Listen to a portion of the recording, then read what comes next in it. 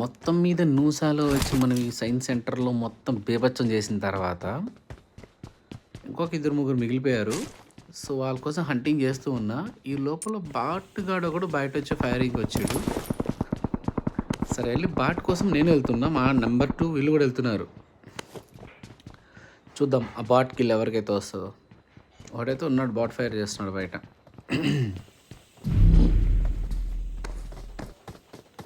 చూద్దాం మనకి ఫైన్. ఈ బాట్ కోసం ఇంకొక ఎవడో ఒక ఎనిమిది వచ్చినాడు. ఆ విషయం మనం చూడలేదు. ఆడొచ్చి నా గుండు పగలు కొట్టిండు కొంచెంసేపట్లో. బాబా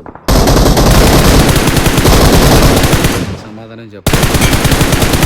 గేమింగ్. ఎస్, నువ్వు జీరోలోనే గేమింగ్.